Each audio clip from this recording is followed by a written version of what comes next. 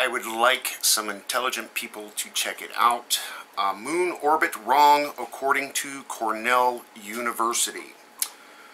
This is a blog site, but there's a video attached, and I'll put some links down below, of course.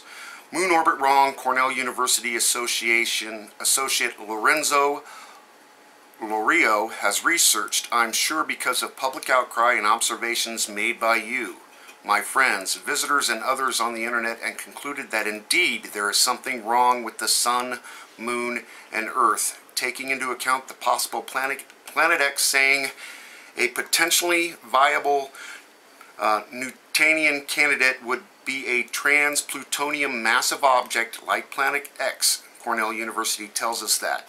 Quote, we're going to go into an organized effort on how these trolls, we have found the leader of who the troll is, that is trying to take down our YouTube channel once again.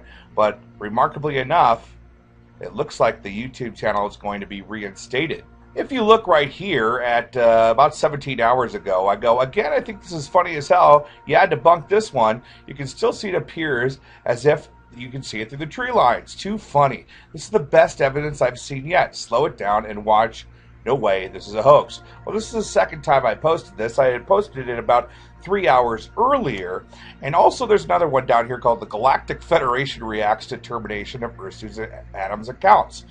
The reason why I posted this is because I wanted to prove how these trolls pay attention to every word and how they stalk my Facebook profile.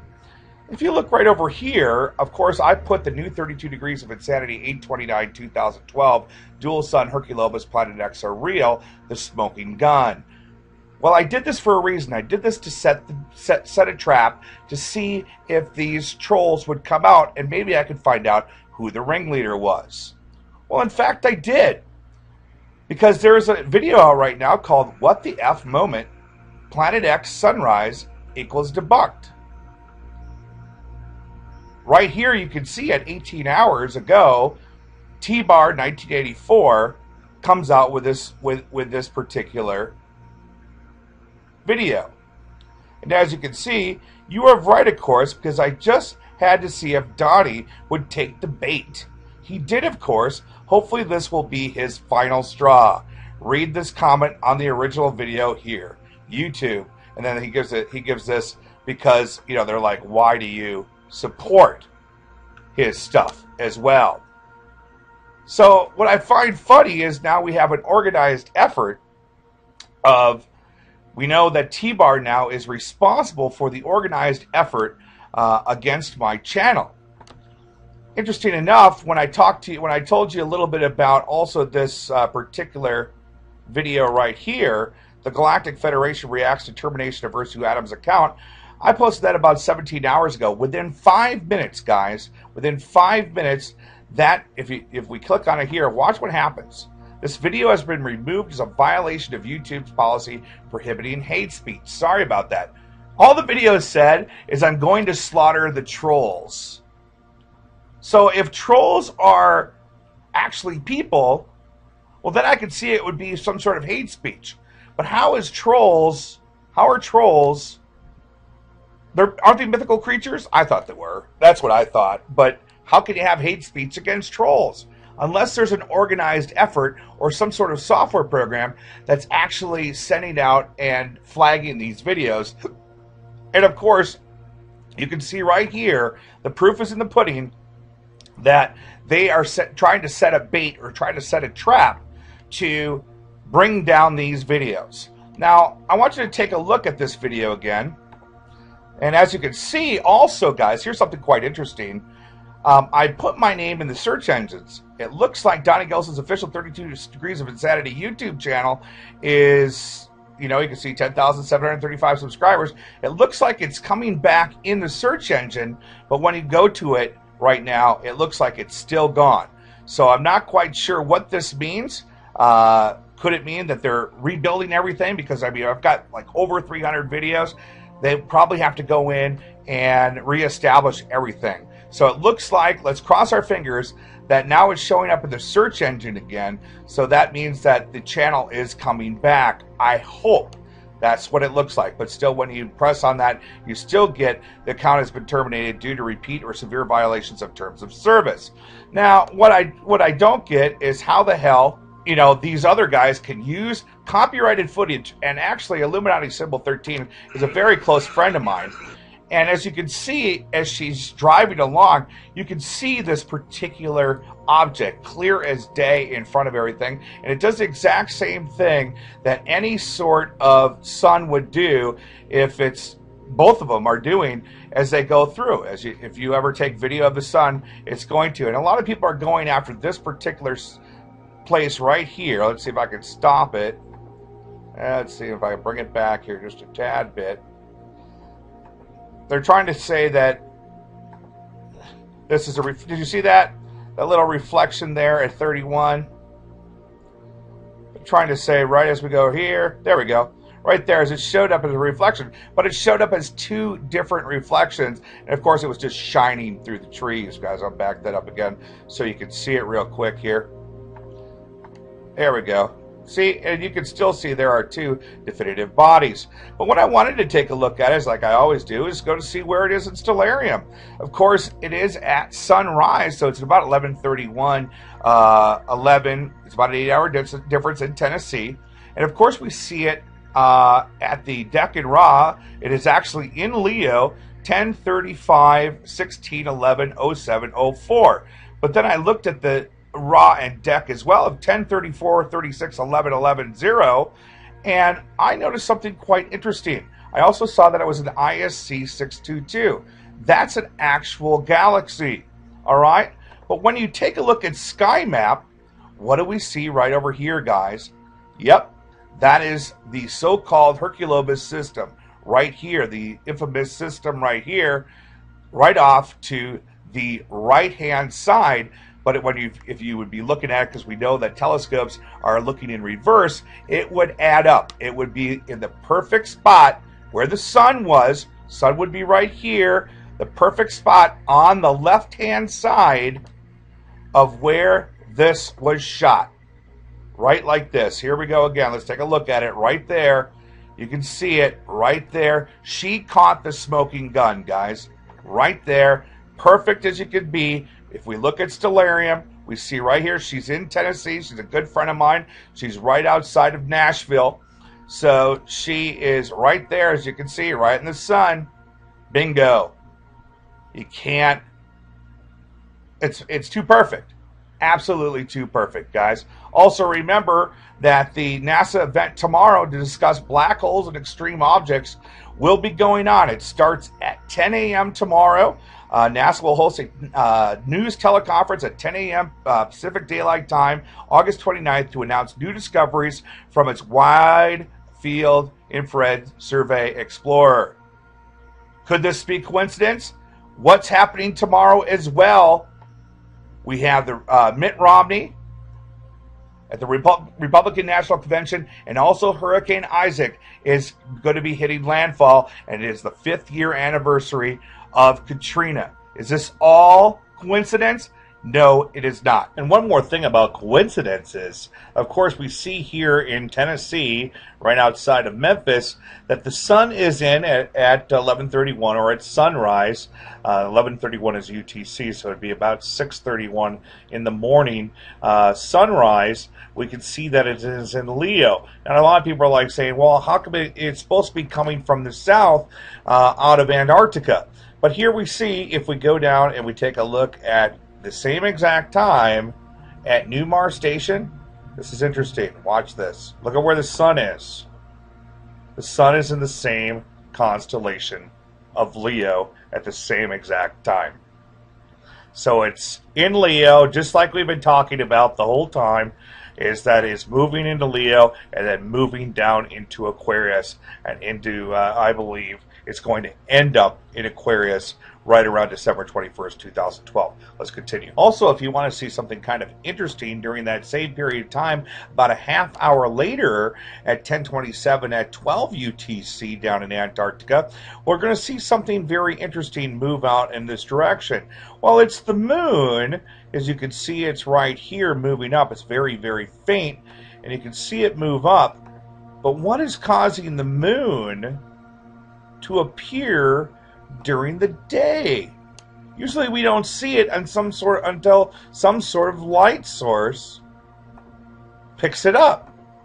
It's very, very faint, so that to me tells me that there is something bright behind there. As you can see the moon moving back and forth right there through Nearmar as I page through this on the same exact date at the same exact time. Alright, so I'm going to go ahead and play my good friend's video here. And as you can see, she's actually in her car, she's in the passenger side. She's viewing this from her own two eyes. What? Okay, never ever seen this before.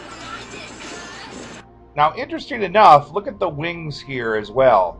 See that wing right underneath the sun? Looks like it's a larger body in the lens flare right here, but that's kind of an interesting wing. Sunrise.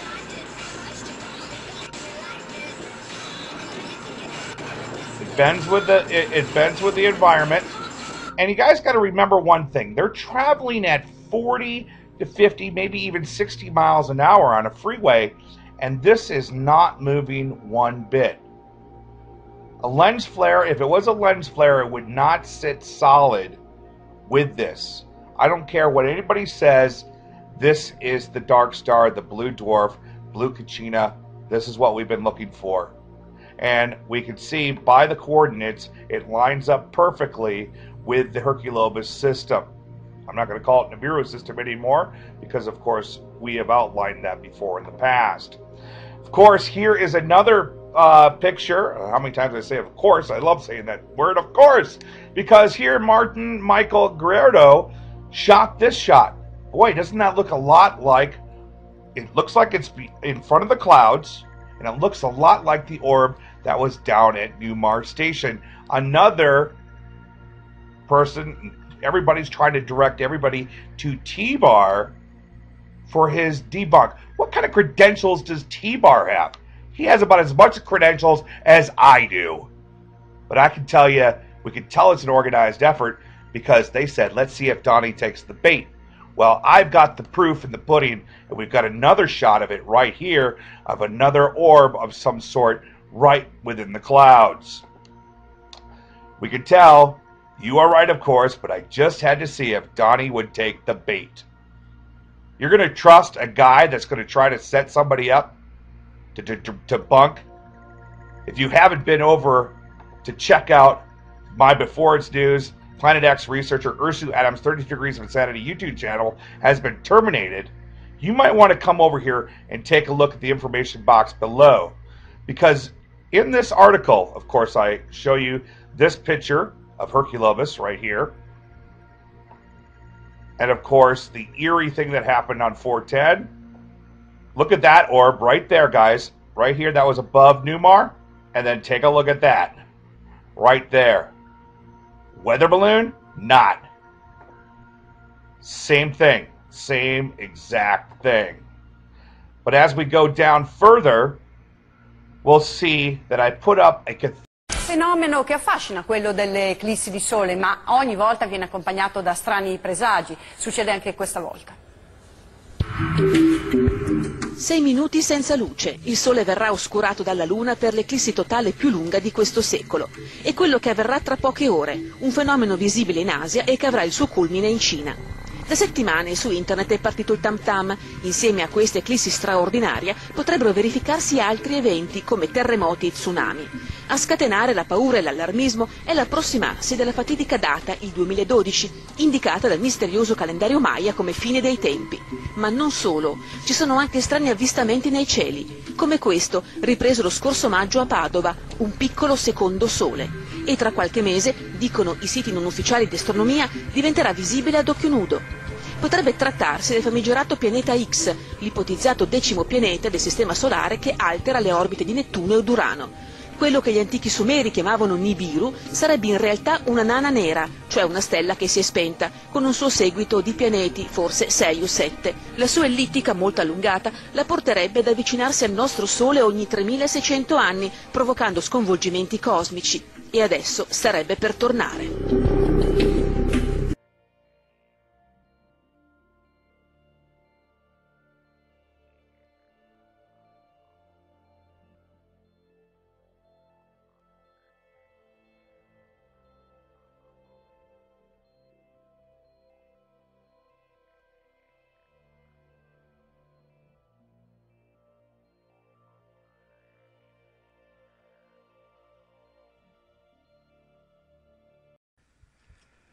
Okay, so this is a pretty darn serious clip. I hope you guys pass this around. People need to see what's going on. I was setting up my scope. Croat said, hey, look, there's an orb. And so manually I tried to get it in my scope's viewfinder, which is not an easy task. Anyhow, here's what I picked up. At first I thought it was an orb, and it's very difficult to operate the scope manually with no controls because everything's in reverse and you're kind of just swinging, you know, what you see is backwards to what you're doing. This is the object that I picked up. At first I thought, wow, finally we've got the telescope on an orb, but this is no orb. I've seen orbs and I've seen a lot of things that are bright like a welding arc. This thing was super, super white, but the sun is going down behind it. Now what happened here was there was a chemtrail that it's going through now that had been laid, I don't know, 10 minutes prior, 15 minutes prior. It was already starting to widen out. And then there was a fresh chemtrail laid just over it. Now I assume this was dropped out of that chemtrail plane. I don't know where else it could have come from. The chemtrails were very low and close together. As you can see, it almost looks like it has a phase on it. I don't know whether it's the sun coming through this thing or what's going on. But as this thing began to drop, I noticed another thing. You can see the chemtrails are going to the left, and this round, I'll call it an orb, it's not an orb, is going to the right, almost like it's being controlled somehow. It's going against the breeze that's pushing the chemtrails to the left. Now, watch this clip until 3 minutes and 30 seconds. You have to see what happens here. This was done over solid houses, miles and miles of solid houses, and I tracked it all the way down to the roof of my house, blocked me from seeing any further, and I edited this down because I have 15 or 20 minutes worth of footage of this falling. But anyhow, in a second here, you're going to see what happens. Here it comes. Boom.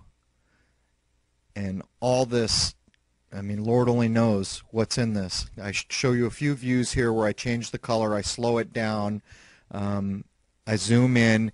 Now, here it comes again, and it looks like it got shot or something, but I didn't hear any bullet or anything like that. It just blew up.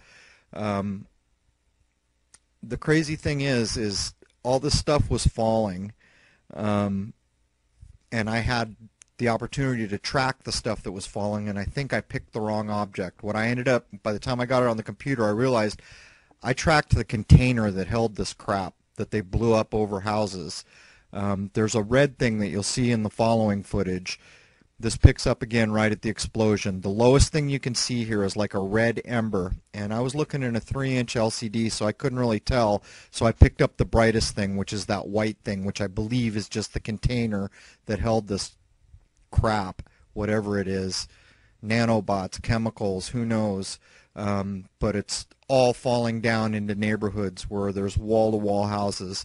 I'm calling this thing a chem bomb. I don't know what else it could be. I didn't see it come out of the plane, but I don't know where else it could have come from.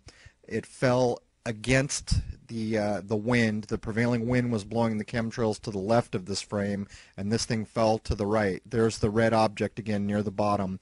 It's a glowing ember, and you can actually see jets moving away from it and sparkles come. At any rate, I'm going to speed this up at some point so you don't have to watch it just fall and fall and fall. But I tracked this all the way down, and this stuff fell on houses. You know, I've filmed some astonishing clips. I've filmed what I think are holograms on the moon. I've filmed boomerangs that are clearly under intelligent control. But this clip right here needs to get passed around. Whatever they dropped out of this plane and whatever blew up out of this chem bomb fell all over houses. I don't know what else to say about it. Anyhow, I'm going to quit talking. If you want to watch the rest of this, you can. It just shows I guess, the container falling, and you'll see sparkles and other things come as it goes down, but I tracked it all the way down until my roof blocked me from seeing it, and I know damn well this fell on people, houses, gardens, water. Just, it's ridiculous. Anyhow, there it is.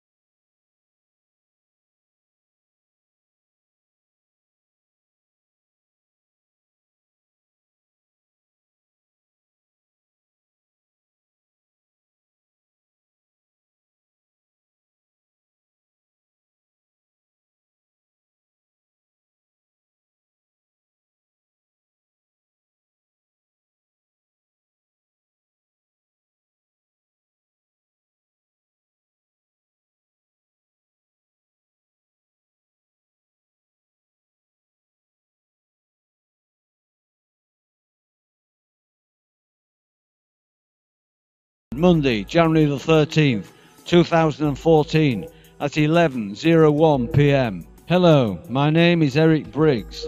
I did investigation work for Senator Jim Davis. After learning my friend of 20 years has Alzheimer's, and my work became part of a medical marijuana bill in 2012. Then I found my son was going to be taught his core curriculum and opposed that. My work on this got the legislature to unanimously reject the core, only to have the state superintendent push it through with the Fed anyways. My investigation of her became a state attorney investigation. I had previously moved my son and I out of Los Angeles the year before due to the fact I had noticed the stars were bouncing about 20 degrees in a night at Rice Point for about 20 degrees, then returning to start point north and south in about a week. I recognize this as our planet tipping because the constellations are supposed to move only about 1 degree a day in a process over a year going through the entire zodiac. Well, after having my work met with such good reviews, I decided at this point I think Davis and his sister are familiar with my in-depth research and felt confidence to approach them on this earth-tipping idea I had. Well, about halfway through my presentation, Jim Davis's sister, his personal assistant, stopped me and informed me specifically. We are familiar with the G1.9 red dwarf sun. Best case scenario, we expect 3/4 of the planet to perish in this event of passing. In short, the FEMA camps, coffins, furnaces, indefinite detention, martial law, UN troops, joint force troops like Russia and China are all for cleanup after this event. They are expecting it to pass very close by our sun. They expect this spin our Earth is on to come to a stop fairly abruptly, causing surges in the tide worldwide due to both motions of tip and spin. It has already begun to occur in places all over the world. Jakarta, capital of Indonesia, is 40 meters under the ocean in spots. Fukushima quake and subsequent uptick since 2010 of 300%. The phenomenal sinkhole phenomena, the loud noises, all connected to this magnetic battle over Earth. If this passage is too close, we will be threading the needle between a sun, 4 planets and 7 moons, and the sun will be burning much colder than ours. This will produce much iron oxide and iridium, and debris being from grain of sands to 70-pound iron rocks. Coronal ejections reaching deck, scorching earth in fire and radiation. At the same time, most likely Northern Hemisphere, Europe and US mainland. The North Atlantic Trench, the most likely grip point of the sun as it passes, will hold us still in space for a couple of days before releasing and possibly flipping this planet at the speed of magnetism. This would of course remove the sea from its basin, rip fault lines and shake the entire planet.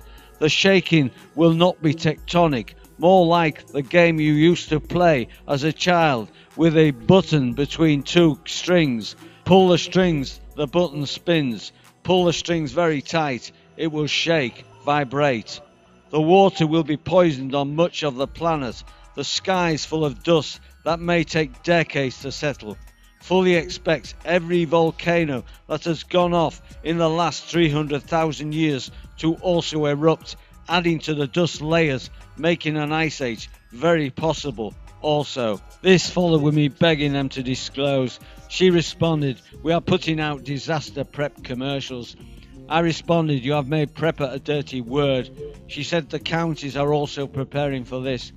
I informed her she lives in the Bible Belt, and when people find out she and her brother knew, they will hang you from the street poles. She responded, "I will be in my bunker." It escalated from that point with things I much rather not repeat. But know this, since that day I have been on this computer yelling everyone, look at the moon, flipping 180s in the sky, nightly wax to wane, is no joke in 12 hours. And so far have met a few folks having been looking for answers, but I don't even know how to take a screenshot, let alone make a video. I do know what I've been told and swear to it. I've even boldly tied my name to a specific senator and bills and actions of this state directly influenced by my investigating, as nothing more than a concerned citizen that once took pride in serving in the US Navy, helmsman of the USS Texas from 88 to 89, from Bering Sea to south of the equator and almost all points in between. I'm proud to be able to continue to serve my civic duty as a concerned parent through my volunteer work for this state of North Carolina.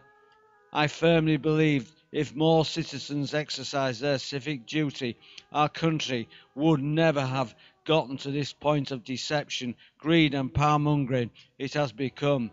Now she very specifically said to me, this projected outcome will happen before spring of 2014, which correlates with my personal nightly observations.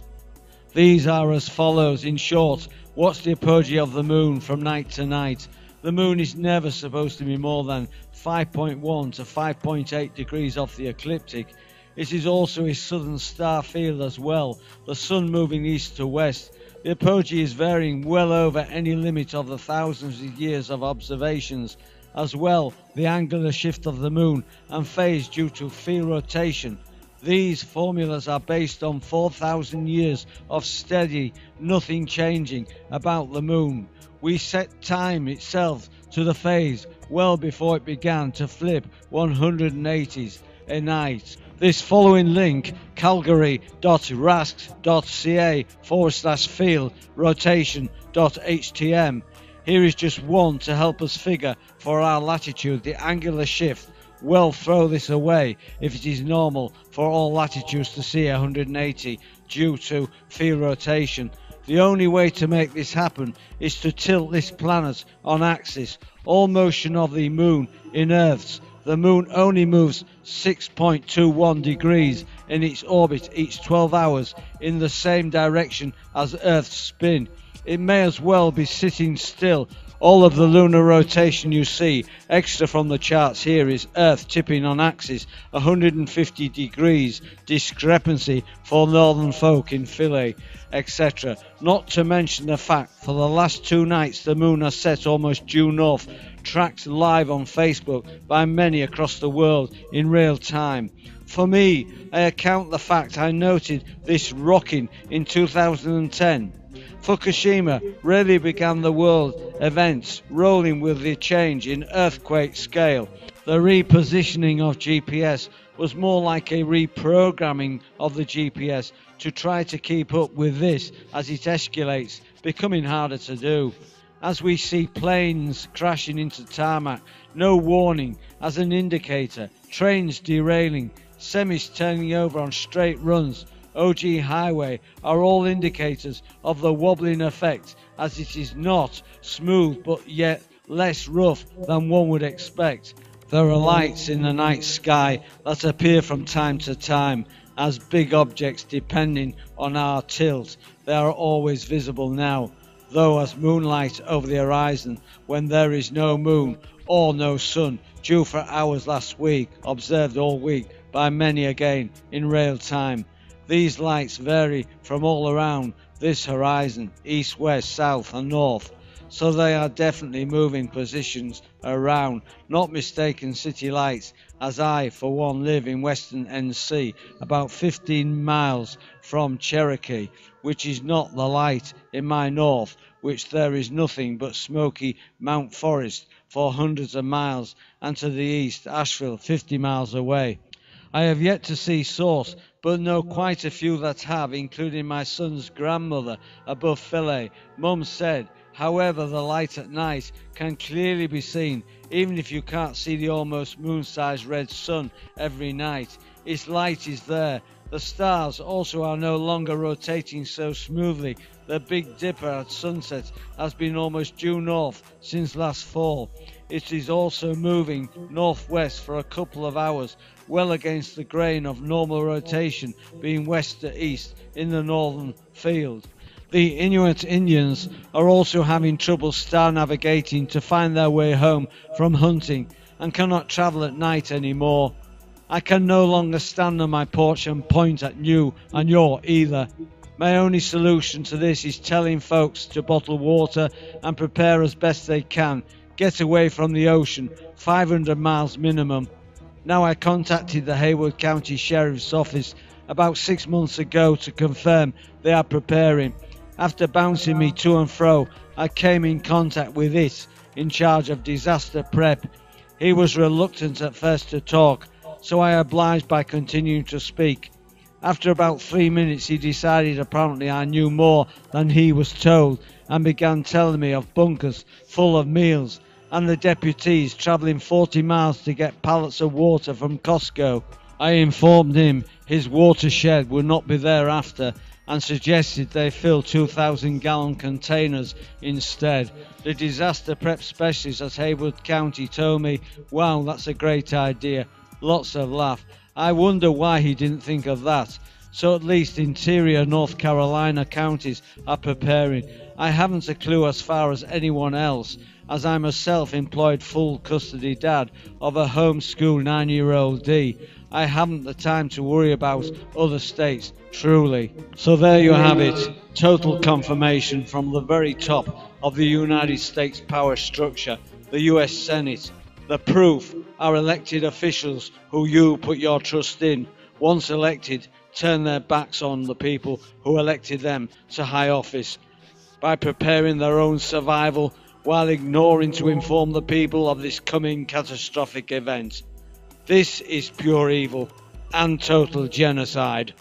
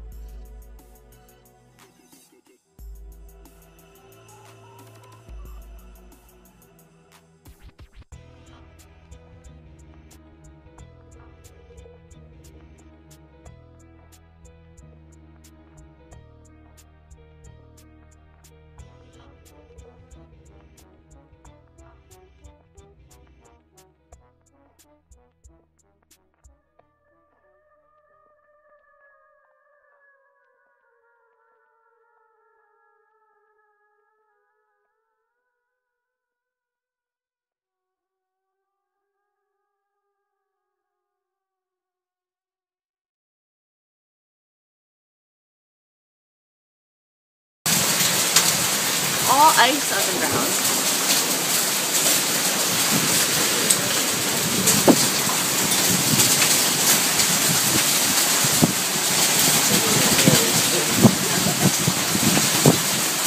Ow!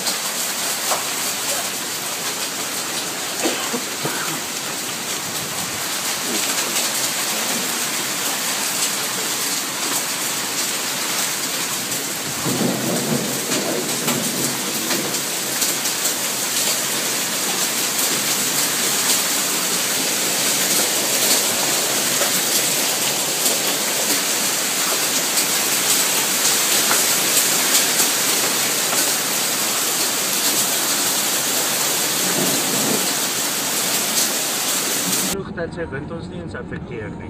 Ek is so overwhelmed. Ek kan so is ja. Ek maar gelê, maar ek kan nie.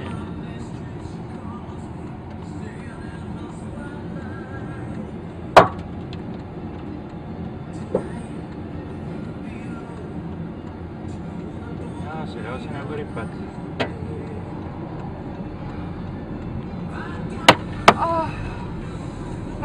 Wat hy het. Ek sien, ek gooi baie. O, shit. Ek gaan deur 'n ou se skuur. Oh my soul. Kyk hy wind. Ja, Het jy daai sparks gesien daar? kragdrade. Dis weg. Ek het dit gesien. Okay. Ek dink hy is net by dit kom. Ek is besig om te ry. Okay.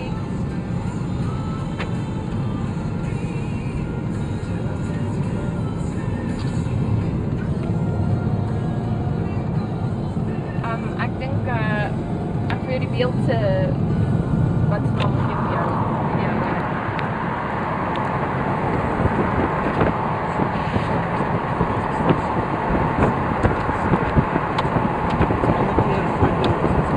Video van die eerste post.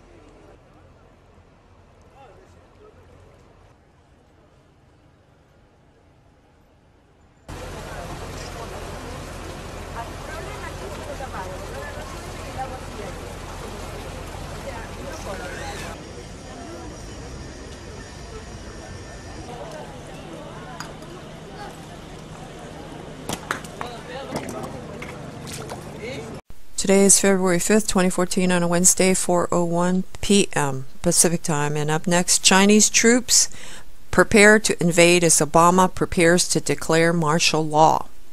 And this is for the viewer to decide. It's just information. It's dated February 4, 2014. This newly released video from Shaka Ama confirms much of what we have been hearing recently from other sources, that massive numbers of foreign troops have been coming into America for months now. We learned that Chinese ships are off the coast of California and that troops from Russia, Germany, Italy, and other countries have joined the Chinese troops in preparation of collapse here in America.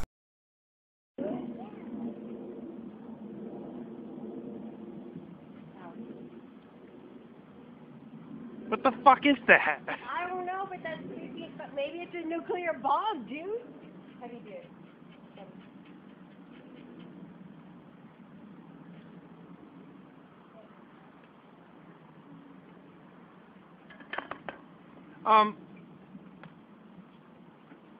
What the fuck? That's so creepy.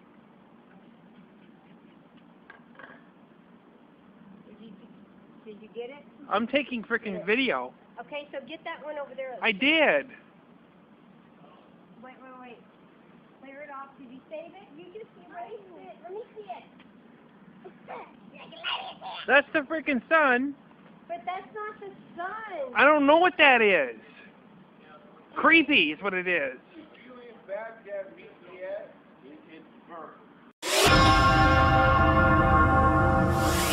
The death toll is now at 613. Christchurch has been hit by a devastating earthquake. An unknown number of people are still trapped. It's been nearly 24 hours since a powerful earthquake touched off a huge tsunami that swept across Japan's east coast. Our thoughts and our prayers are with the people of Japan.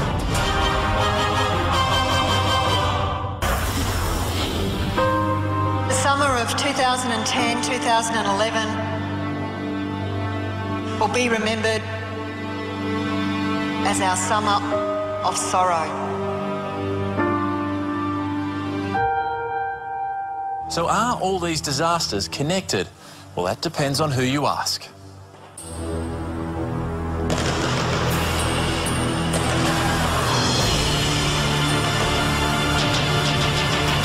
The magnetic field of the Earth has decreased more than 60% in the last 2,000 years.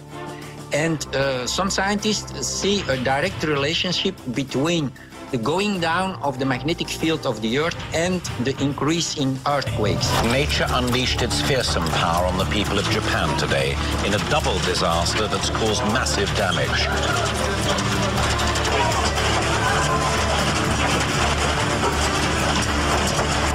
An 8.8 on that coast of Japan inevitably was going to be a very bad earthquake. The ground shook for minutes.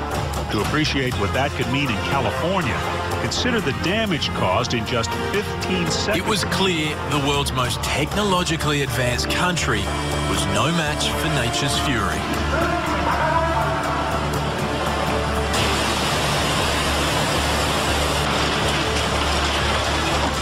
That you wouldn't have thought that a Hollywood scriptwriter could come up with something like this: earthquakes, floods, tsunamis, nuclear.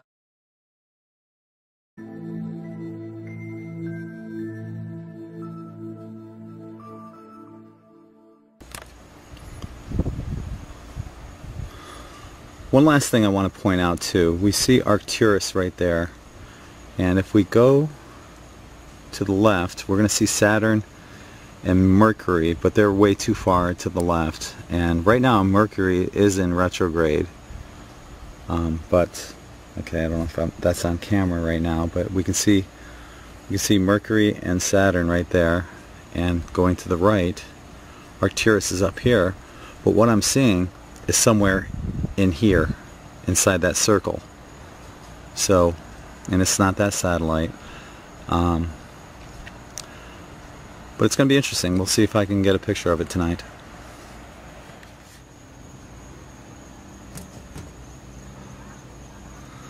Okay, see it? See it flashing? And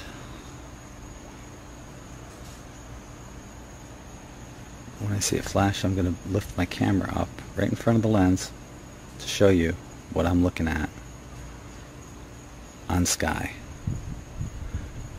Absolutely nothing.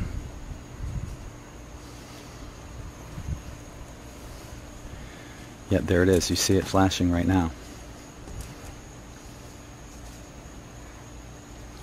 Now my camera is not the best camera for this, because I keep getting the image and it goes in and out. And I'm doing, like I said, I'm doing this with a Canon PowerShot.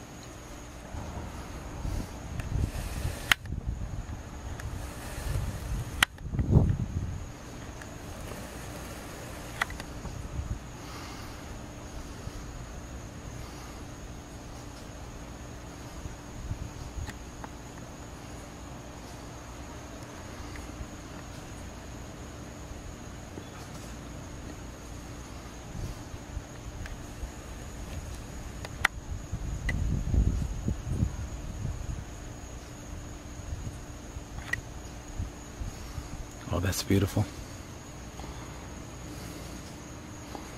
Just kind of center it a little. There we go.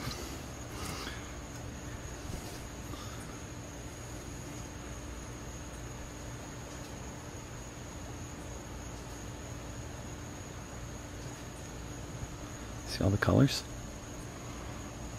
Because it's zoomed in, I can't show you sky once again, but I've shown it numerous times, and there is nothing there. Now this is to the left of Arcturus, and it's way off to the right of Venus, and Venus is beautiful right now, but this is nowhere near either of those.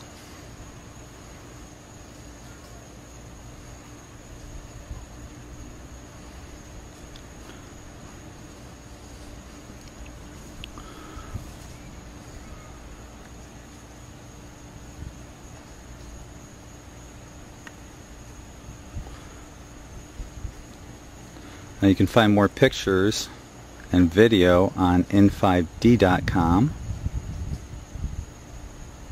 I suggest that you go there, and there's all sorts of reports from all around the world of this. So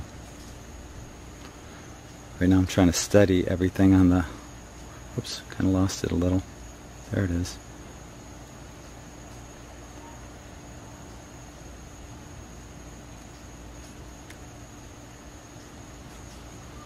Where'd you go?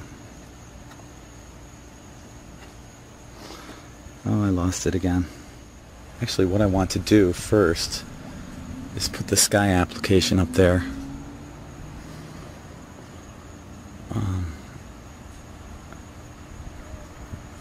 Well, because it's zoomed in a little, it's hard to really focus in, but there's nothing there.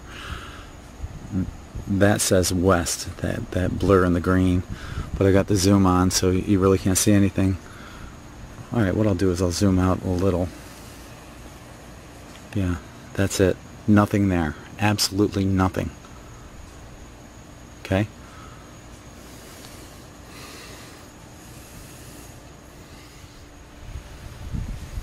One last thing too. Okay, we're looking directly at sky, right? Sky, S-K-E-Y-E. And like I said, off to the right, there's Arcturus, and way off to the left, and I doubt we're going to catch this in there in the picture, but there's Venus way off up there. It's in the center of the camera, but we're going straight ahead right here, and there is nothing.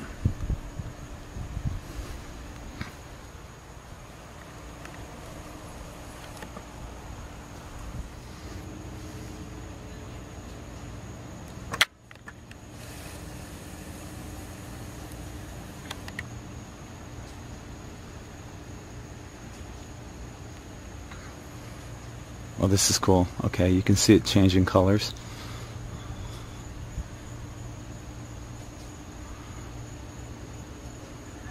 I'll try to zoom in a little bit better, but this is our best shot so far.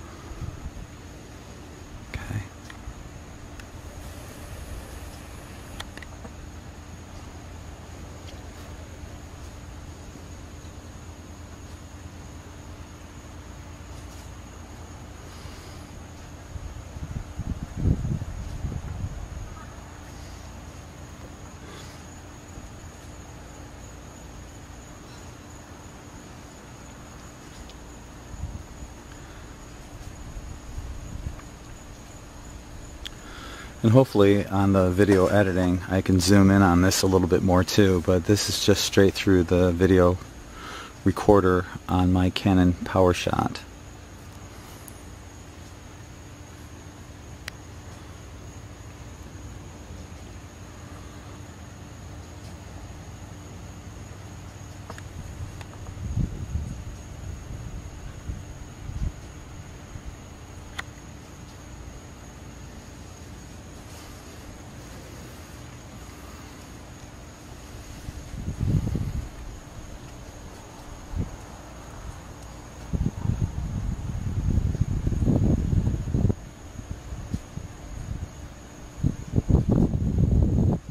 Trying to adjust the camera so it'll just sit there.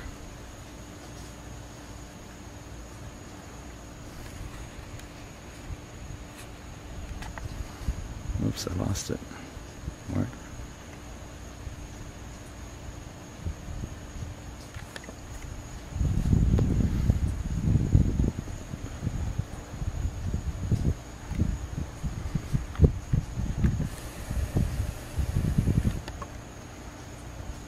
Look at the colors.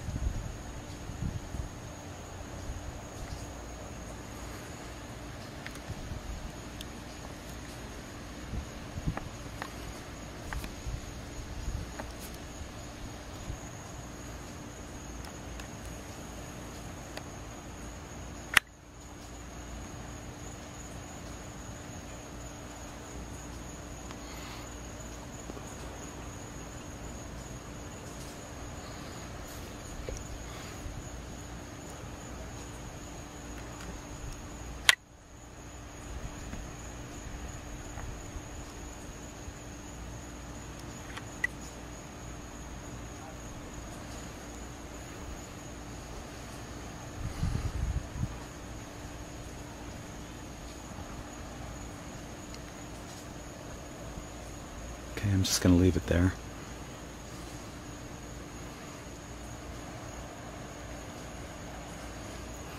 Adjust it a little to the left.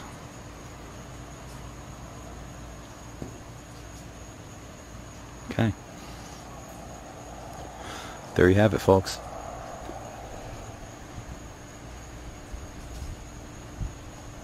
Look at the colors, red, green.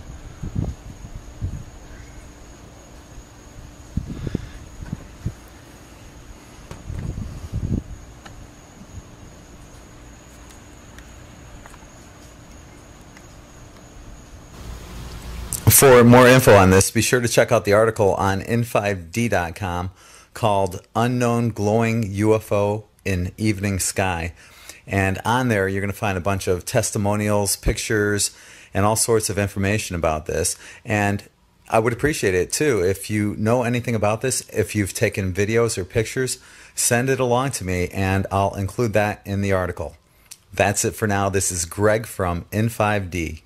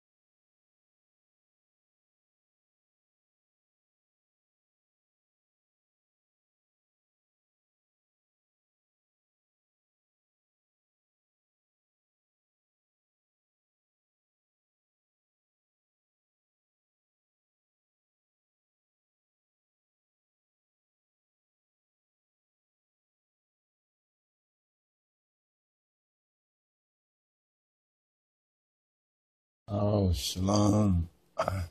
Rastafari. Tainayas the Lin brothers and sisters, I pray that there's light in your gates And there's peace in your habitations, shalom in your habitations, brothers and sisters, and even all visitors receive the grace of the King of Kings in Christ. This is the Lidet, Lideta Jesus Christos, the Metasebia, the memorial of the birth of our Lord and Savior Jesus Christ. Okay. I was showing you this right here. I wanted to begin off this actually is touching on the weather situation. Let's see, this is from the AOL, and wanted to bring up something that was in tune. This is some of the latest news as we go into the 8th, right? As we go into the 8th, but we're still in the meditation of the 7th of the Ethiopian Lidet, the Lideta Jesus Christos. Okay, here's one right here. This is one. You can see right here, we're speaking about the cold air tightens nasty grip on America. Now, the Torah portion, the 15th Torah portion that we're in, presently concerns the plagues of Egypt. And no doubt you all know that we've been preaching and teaching on the spiritual Egypt, or the city, right? Speaking of mystery Babylon, the city, which is spiritually known as Sodom and Egypt. And just very interesting, the correspondence that we have in this present time. This is like a rhema word speaking about what is going on presently with these dangerously cold, this polar vortex, as they call it, cold polar air snapped decades-old records on Tuesday. Now, Tuesday, of course, is Lidet, right? It's a Lideta Jesus, or is the Ethiopian and the Orthodox and the early Christian church commemorated this time and kept this in their memory this time as the true celebration of the birth of Jesus Christos, this particular time. Now, this time, as we touched on in the video, actually from the ancient church records commemorates, yes, the birth of Christ, but not in the way that most believe it commemorates the birth of Christ. It's more the witnesses and those 3 witnesses of Christ. And even more importantly, Christ entering into Egypt. That's another correspondence right there for this present time. This is a testimony saying that from our studying of the scriptures and of prophetic manifestations, I think it's very interesting and noteworthy what we presently, right, are experiencing. In other words, what present, though this word is overused, but I think here appropriately, the signs, right, the signs of the time. And this cold polar vortex, polar shift, perhaps, breaking records. I think they said 1896. I was like, well, 1896, that's the Battle of Ottawa, right? The Battle of Ottawa. So the basic message right here, the reminder and the meditation, is how interesting that in real time, as people say, we are experiencing a sign of the plagues of ancient Egypt. Now, some people say, oh, I'm over dramatizing that. It's not a dramatization. I mean, it's not even a reenactment so much. It's actually what many of us are experiencing. Then I also thought about what the scripture says about the light, right? The light and revelation. And for those who are in the light and the revelation, there is, spiritually speaking, light in our gates. And light emits heat, and hopefully there's heat right, in our hearts, and also that we are warm in this particular time as the record cold air tightens its reportedly nasty grip on America. Is America spiritual Egypt? Stay tuned for that video right there. We touched on that subject matter, and there's definitely a relation there. But this particular sign of these records being broken cannot just, wash, so to speak, over us. Though it's not like the rivers of Egypt in the sense, but it's the rivers and the waters in America are freezing cold. And that actually matches the correspondence as well as east and west. In the east, it would be the heat, you understand, and more of a wetness and hotness. And over here, the polar opposite being in a different region, but still the signs in principle, right, are one and the same. Let's look at this next picture right here. Okay, what's this one says right here? It says Chicago weather now too cold for polar bears. How interesting, weather too cold for polar bears. Right? Okay, let's look at this. And this is also another interesting title right here. Massive waves pummel Europe. A weather alert was issued in several countries. So many countries are being affected, and many around the so-called world, especially in the Gentile world or the Anglo-European, Anglo-American world. Now, of course, there's probably certain residuals happening in Africa and Asia, but definitely probably nothing like this with the cold, at least. At least it would be different in that sense, and it's not reportedly being reported, but we'll check up on that. So we have a couple of signs in the weather.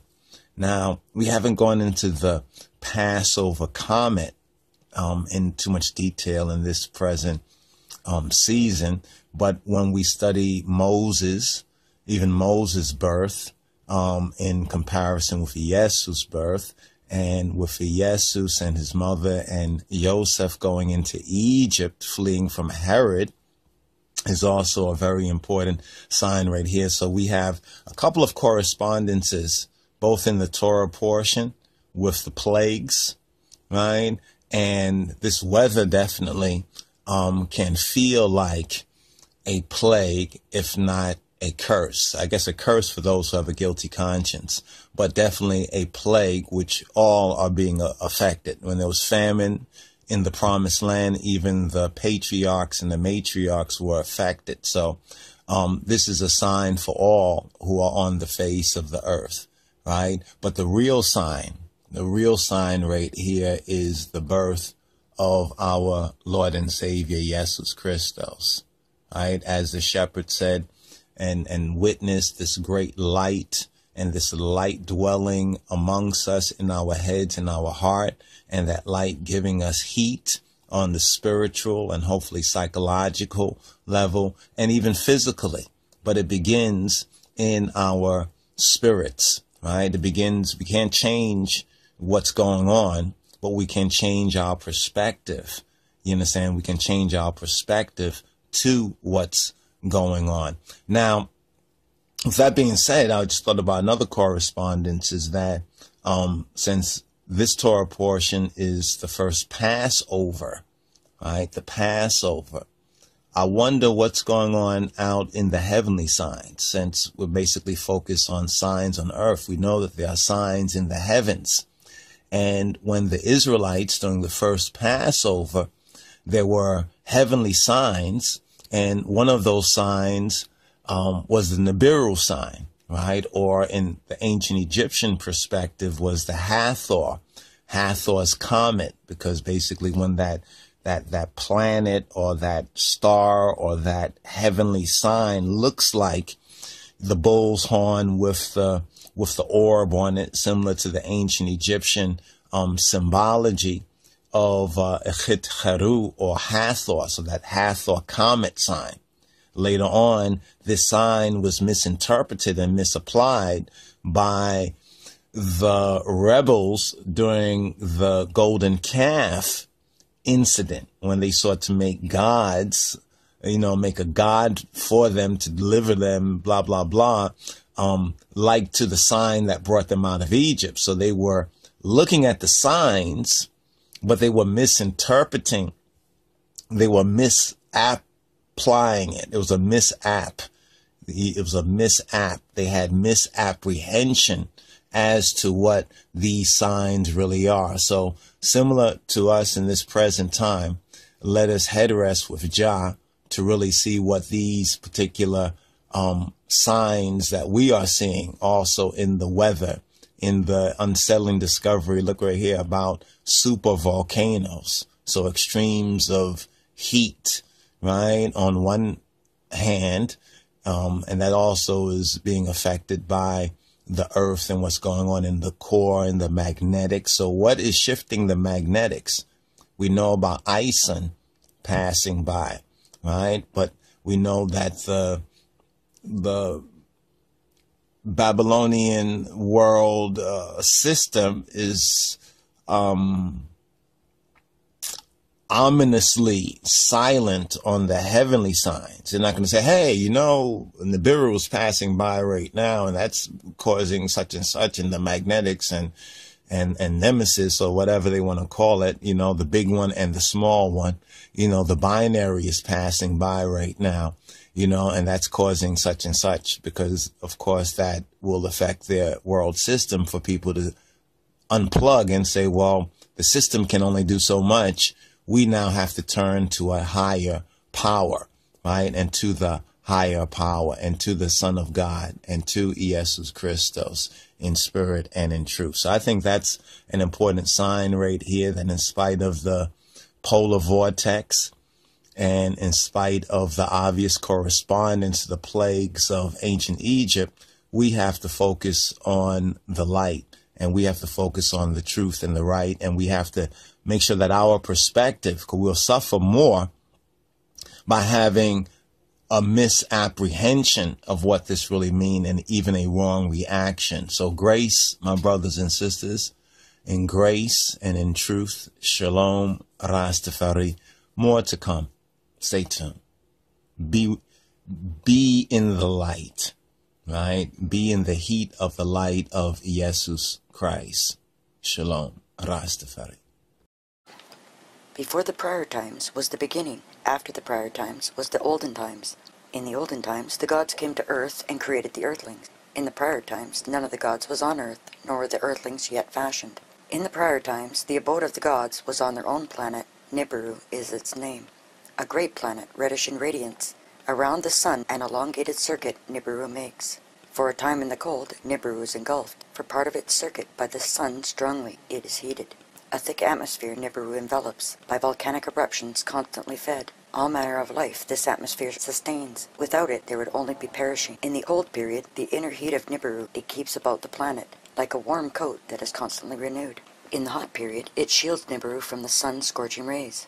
In its midst rain, it holds and releases. To lakes and streams given rise. Lush vegetation our atmosphere feeds and protects. All manner of life in the waters and on the lands to sprout it caused. After aeons of time our own species sprouted. By our essence an eternal seed to procreate. As our numbers grew, to many regions of Nibiru our ancestors spread. Some tilled the land, some four-legged creatures shepherded. Some lived in the mountains, some in the valleys their homes made. Rivalries occurred, encroachments happened, clashes occurred. Sticks became weapons. Clans gathered into tribes. Then two great nations each other faced. The nation of the north against the nation of the south took up arms. What was held by hand to thrusting missiles was turned. Weapons of thunder and brilliance increased the terror. A war long and fierce engulfed the planet. Brother amassed against brother. There was death and destruction both north and south. For many circuits, desolation reigned the land. All life was diminished. Then a truce was declared. Then peacemaking was conducted. Let the nations be united, the emissaries said to one another. Let there be one throne on Nibiru, one king to reign over all. Let a leader from the north or from the south by lot be chosen. chosen. One king supreme to be. If he be from the north, let south choose a female to be his spouse's equal queen to reign alongside. If by lot a south male be chosen, let the north female be his spouse. Husband and wife, let them be, as one flesh to become. Let their firstborn son be the successor. Let a unified dynasty thus be formed, unity on Nibiru forever to establish. In the midst of the ruins, peace was started.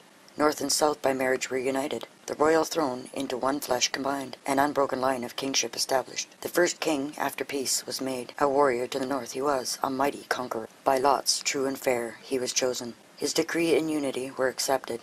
For his abode he built a splendid city. Agade, unity meaning, was its name. For his reign a royal title he was granted. On it was, the celestial one. With strong arm order in the lands he established. Laws and regulations he decreed. Governors for each land he appointed. Restoration and reclamation was their foremost task. Of him in the royal annals, thus it was recorded, and the lands unified. Peace on Nibiru he restored. He built a new city. The canals he repaired. Food for the people he provided. There was abundance in the lands. For his spouse, the south, a maid had chosen. For both love and wearing, she was noted. On, too, was her royal title. The leader who is On's spouse, the given name clearly did mean.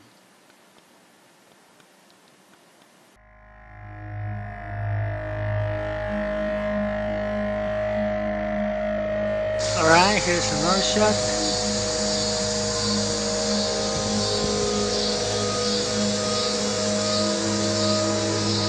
Right there. Just right there next to the sun.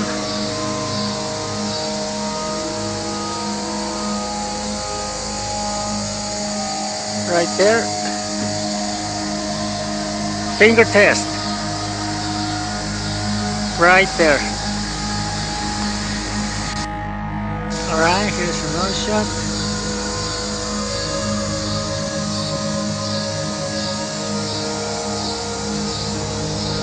Right there. Just right there next to the sun.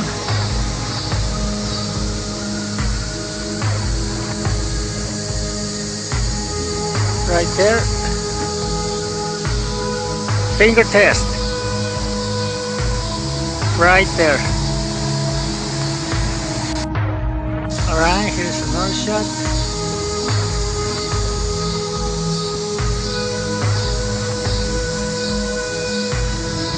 Right there. Just right there next to the sun.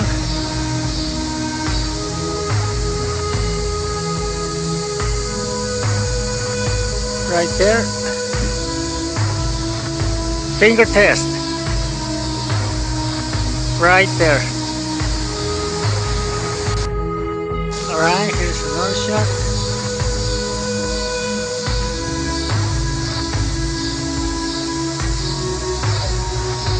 Right there. Just right there next to the sun.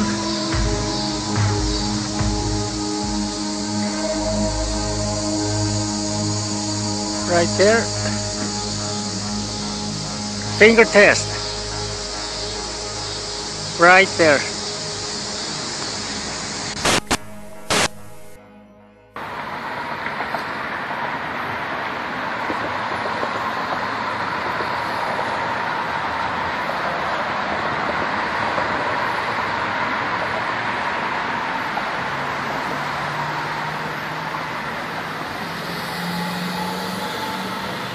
You can see the reflection moves, that thing on the top,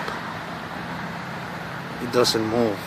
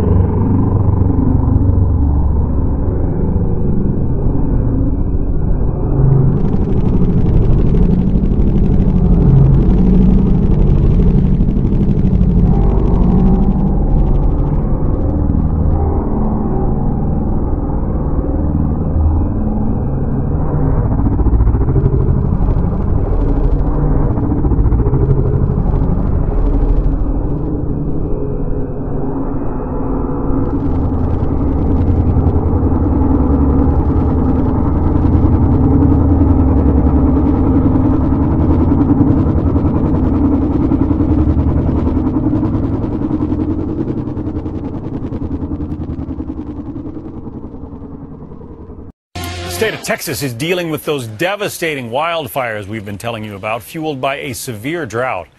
Now, some folks are trying to do something about it by wringing a little more rain from the few clouds that are in the sky. Nearly 85% of Texas is in exceptional drought conditions right now, 99% considered severe or worse. This is being called the worst drought year on record there. Some parts of Texas have seen 68 days with temperatures above 100 degrees. Check out the map. Yellow showing states that are abnormally dry in this country. The dark red means exceptional drought conditions. With us now, Stephanie Beal, the project meteorologist for the Southwest Texas Rain Enhancement Association. Stephanie, rain enhancement, we're basically talking about cloud seeding, right? Yes, that's correct. And how do you know that it works? You're sending up airplanes that drop flares that burn silver iodide, and that puts silver iodide particles into clouds, right? Yes, that's correct. We actually, here in Texas, we fly at the base of the cloud. We're looking for the inflow region of the thunderstorm, and this is what mechanism we use to actually get the silver iodide into the proper part of the cloud where we want it to go to enhance the rainfall. But how do you know that it works? I mean, how do you measure rainfall from a cloud you've seeded versus what might have happened if you hadn't done anything? Here in Texas, we actually have an analysis done annually for each of the 6 projects that's operating currently. What the analysis does, it actually compares the seeded clouds to a non-seeded cloud, say outside the target area, or maybe a cloud that formed right along the target area border that was going to move out anyways. The gentleman, the scientist, that does the analysis will compare the seeded versus non-seeded clouds and use the non-seeded as a control, which has a similar characteristics, similar type of air mass and such as the seeded cloud, and he does a mathematical analysis on that, and from that we can tell how much additional rainfall we are actually producing. The idea, I guess, I mean, those thunderstorm clouds contain obviously a huge amount of water, but what you're trying to do is to get them to drop their water more gradually and not just dump it all in one place as a thunderstorm can tend to do?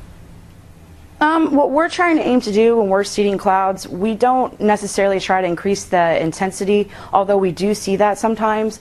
The main goal of what we're doing to do is trying to get them to rain, I guess, stay alive longer, if you will, and so therefore, as they travel longer distances, they can drop rainfall over a larger amount of land than they would have if they were not seeded. This used to be a state project, but it's my understanding the Texas funding for this kind of thing dried up, so you're actually paid for, you're actually funded by some of these water districts in the state? Yes, that's correct. In 2002, before 2002, we had matching state funds. In 2002, there was a budget crisis, and they were no longer able to give us matching funds. So most of the projects that are still operating today were able to pay off all of the equipment that was needed for the projects, the airplanes and other things. So now, yes, all the 6 projects that are running currently are only operating from local taxpayers and other water municipalities through the water districts. Well, it is gold when it falls from the sky, especially in a year like this. Stephanie Beal, we wish you well. They're in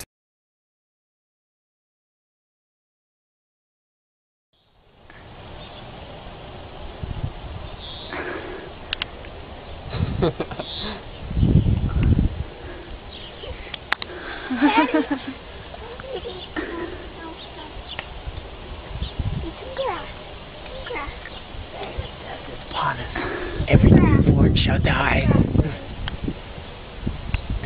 Every firstborn.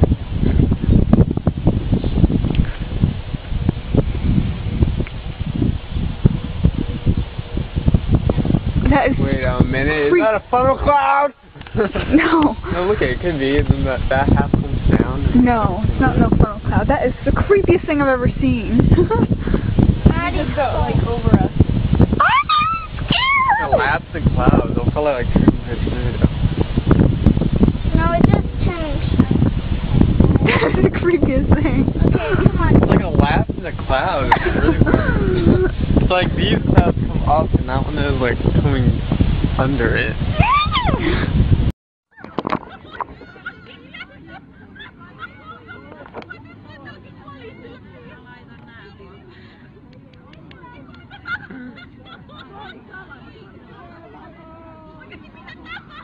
Look,